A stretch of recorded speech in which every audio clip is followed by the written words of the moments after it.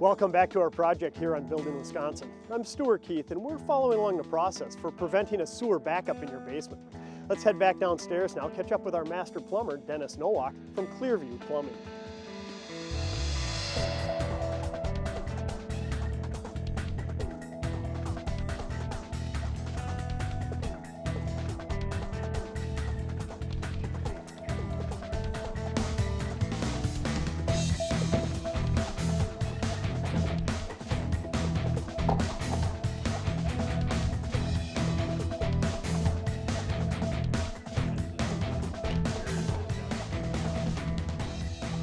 Wow, Denis, I'm amazed at how quickly you're completing this project, and it must be working. Look at all the water flowing out of the drain tile into the sump crack. Right, this is the main drain tile along this foundation right here. This is our Palmer valve. This is the line that came from the footing down to here, and we had another connection here that tied in and went into your sanitary sewer. Now we've cut that. It's hard to see the hub, but we cut that and put a fern coat on there and capped that, so that's now isolated completely. Now we have nothing but our drain tile from here and from that footing draining into the sump crock. What we ended up doing for this line coming through is we cut a piece out over here, a 12-inch piece of this drain tile, and we looked down into it and seen that there's no other connections coming in, plus we knew where to put our crock with that investigation. And one thing that was interesting for me to take a look at was the old drain tile. I mean, you mentioned previously you don't know what you're going to encounter until you start pulling it up, but is this pretty typical? I mean, look at how filled with mud that is inside. Yeah, that's pretty typical for what you get. This is the bottom of it. The silt and soil is going to sit on there. The water, it will still flow through it. I mean, there are no mechanical joints on it. They're just butted up together. So it's almost similar to in agriculture, in a farmer's field, in a low area when they used to tile those fields, they'd just butt these things up against each other, and it looks about a 3-inch pipe. Right. Typically, they're 3-inch that we found out in this area. Some are 4-inch. It is an effective system, and it has worked. It's just that, you know, getting the load off of the sanitary sewer is what we're trying to do. So. And again, this isn't like your typical modern-day plastic drain tile, Correct. Nor is it consistent pattern. I mean, this is, like you mentioned, a spider web tying in, so you never know what you're going to encounter until you dig it out. Correct. Sometimes there's, like I said, 1, 2, or 3 connections coming in the crock. You don't know until you open it up and investigate. You have a pretty good educational guess, but until you open it up, you don't know what you're getting into. And again, that's a good point. There's no substitute for experience, so even an experienced plumber like yourself coming in solving a problem like this, you don't know for sure what you're going to encounter. But at the end of the day, the most important aspect is where that Palmer valve is down there. It seems to me you want to make sure that that is capped off, right, so that none of the surface water can enter the sanitary Exactly. district. You don't want anything coming back into here into your sanitary sewer and adding to the load that's in the streets. Okay, well, why don't we get out of your way, let you finish up. We'll talk about the discharge in a few minutes. Okay.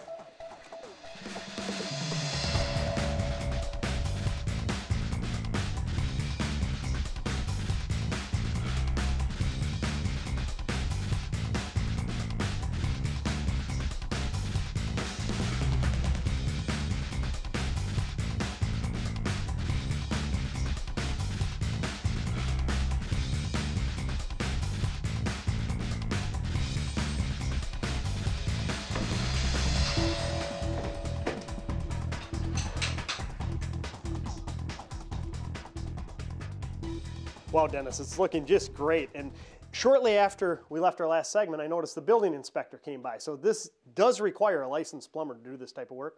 That's right, Stu. We got to make sure that he sees the Palmer valve that's disconnected and capped off. He wants to see those drain tiles be 1, 2, or 3 connections coming into the crock, and then he signs off on it, and we can go ahead and backfill everything at that point. Sure, and I noticed that he was also looking at how you discharged it. In this case, you took it all the way over here and out. Right, yeah, he wants to know where we're going to be discharged and make sure it's going on a grass area and not in a concrete area or would be obtrusive to anybody walking or any kind of problems per se in the winter if something be icing up or that kind of deal. Yeah. Seems to me that discharge option, you shouldn't minimize that if you're a homeowner. I mean, give some serious thought to it. Lean on your plumber for direction. Yeah, that's very important to know where you're going to go with it because you can easily come back to the house and you're recycling it constantly. You want to get a discharge at least 6 to 10 feet away from your house.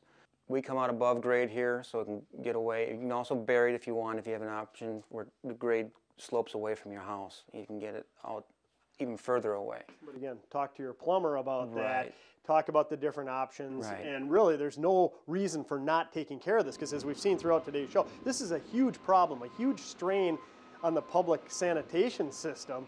And even though it's just one home, you came in and solved probably hundreds, if not thousands, of gallons of water from going into the system. It's just being discharged out harmlessly onto the lawn. Oh, easily, yes. Definitely we discharge a lot of the water through there that instead of going in the sanitary sewer. In a heavy rain, you know, you don't know how much water is going down there, but it's gallons and gallons and gallons all the time. So the one thing that we say that in this situation, they say they don't need this stuff because it's never been flooded.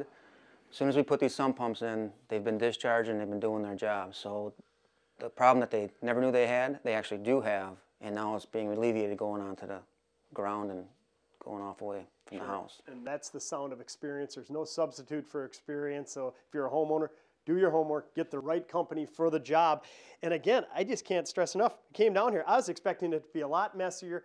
You made it look easy, but at the end of the day, the homeowners have a minimal mess, yet they're doing their part to solve the big problem. Thanks a lot for coming on and walking us through the process. You bet, thank you.